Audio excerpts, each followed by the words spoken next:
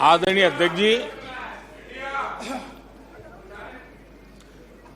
विपक्ष के प्रस्ताव पर यहां 3 दिनों से अलग अलग विषयों पर काफी चर्चा हुई है। अच्छा होता कि सत्र की शुरुआत के बाद से ही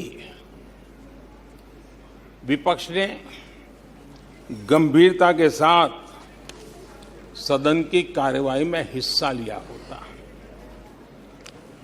बीते दिनों इसी सदन ने और हमारे दोनों सदन ने जनविश्वास bill, mediation bill, dental commission bill, आदिवासियों के लिए जुड़े हुए bill, digital data protection bill, national research foundation bill, coastal aquaculture से जुड़ा बिल, ऐसे कई महत्वपूर्ण बिल यहां पारित किए और ये ऐसे बिल थे जो हमारे फिशरमैन के हक के लिए थे और उसका सबसे ज्यादा लाभ केरल को होना था और केरल के सांसदों से ज्यादा अपेक्षा थी कि वो ऐसे बिल पर तो अच्छे ढंग से हिस्सा लेते,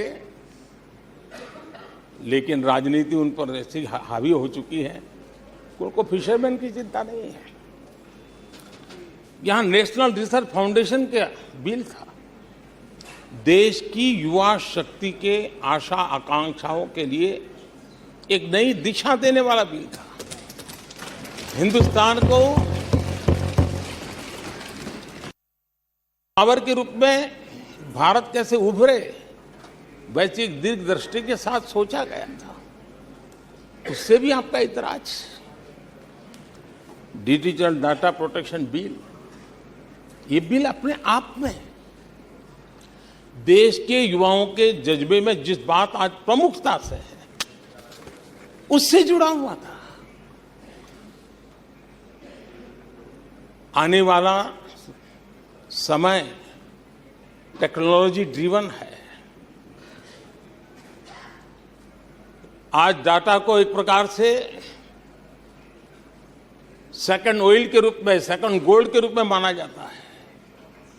उस पर कितनी गंभीर चर्चा की जरूरत थी, लेकिन राजनीति आपके लिए प्राथमिकता थी।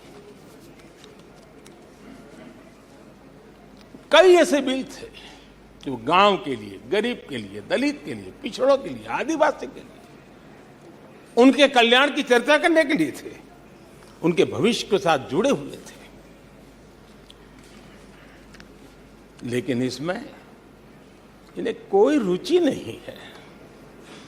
देश की जनता ने जिस काम के लिए उनको यहां भेजा है, उस जनता का भी विश्वासघात किया गया है।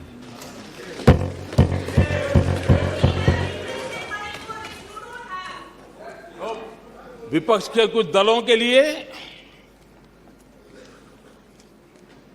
उनके आचरण से, उनके व्यवहार से उन्होंने सिद्ध कर दिया है कि देश से ज्यादा उनके लिए दल है, देश से बड़ा दल है, देश से पहले प्राथमिकता दल है। मैं समझता हूं आपको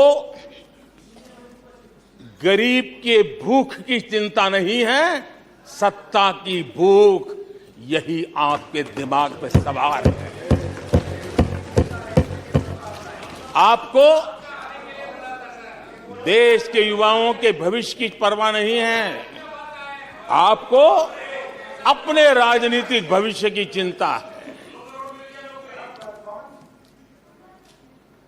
और माननीय अध्यक्ष जी, आप झूठे एक दिन सदन चलने भी दिया, किस काम के लिए?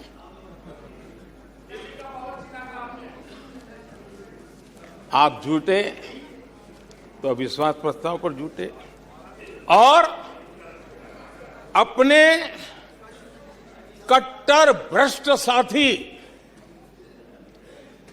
उनकी शर्त पर मजबूर होकर के